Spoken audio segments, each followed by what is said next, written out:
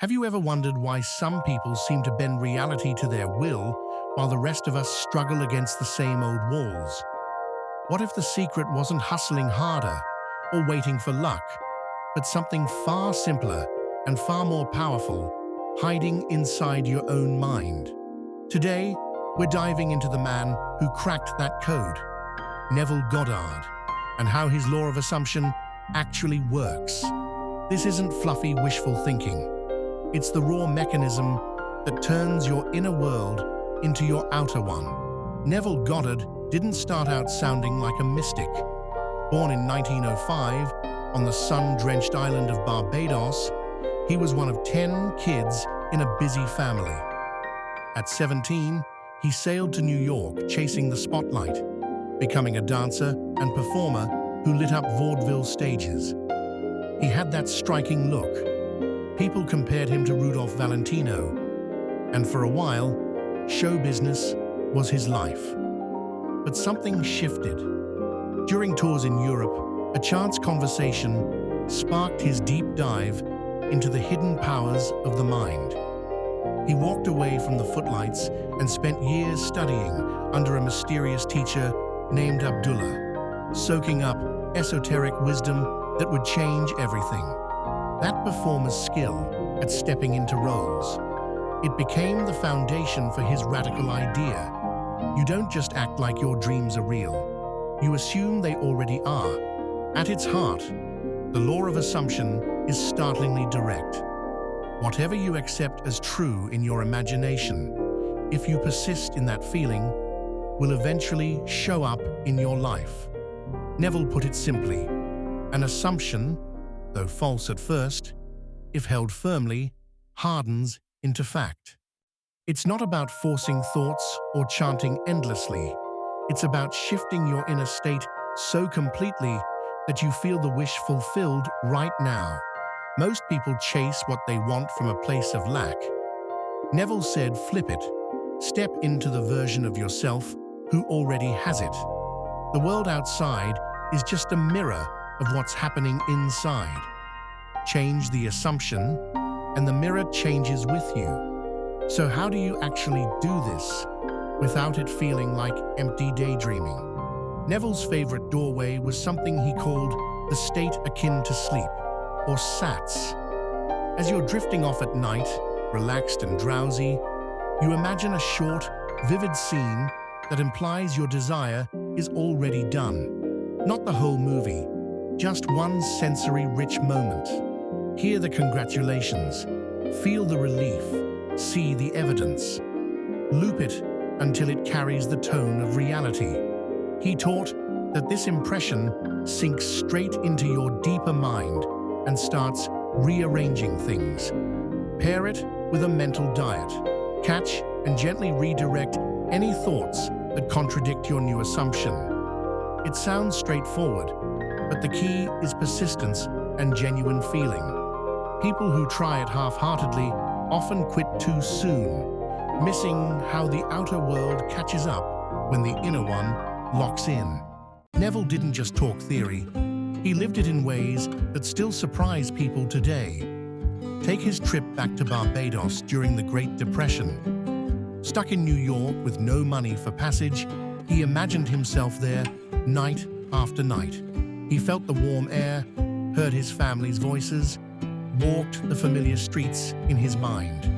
Then, out of nowhere, a letter arrived with a ticket from his brother. He made it home for Christmas, exactly as he had assumed. Another time, drafted into the army at 38 during World War II, he used the same approach. He pictured himself honorably discharged and back to his life. Within weeks, it happened. These aren't fairy tales. They're his own accounts of the law in motion, showing that circumstances don't matter when your assumption is stronger. But here's where it gets even more intriguing. Neville pushed beyond personal wins into how everything connects. He taught that everyone is you pushed out.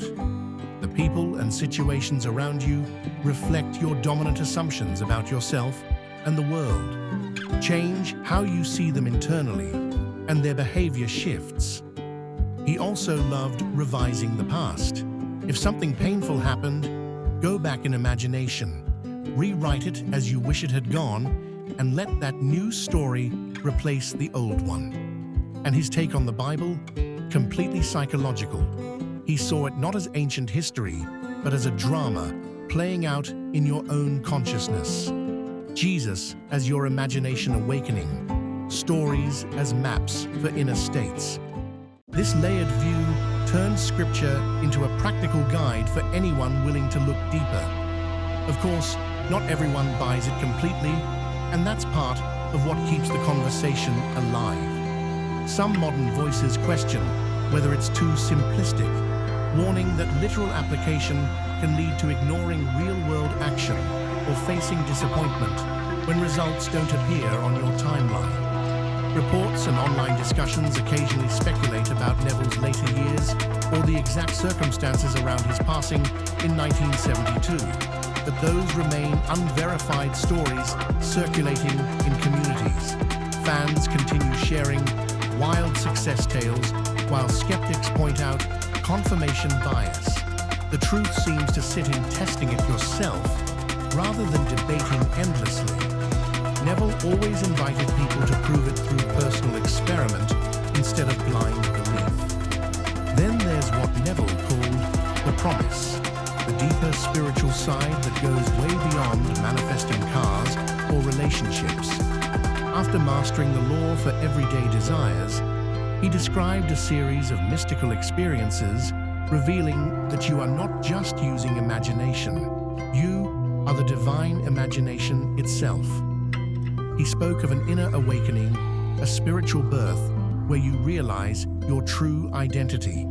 This part feels mysterious and profound, like the ultimate destination after the practical tools do their work. It shifts the game from getting stuff to knowing who you really are. So what does all this mean for you right now? Neville Goddard's law of assumption isn't some dusty philosophy. It's an invitation to stop reacting to life and start creating it from the inside out. The bold truth he left behind is that your assumptions are shaping everything already. Why not make them deliberate?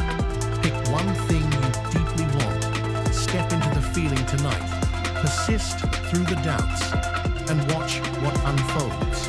The power was never out there, it was in you the whole time.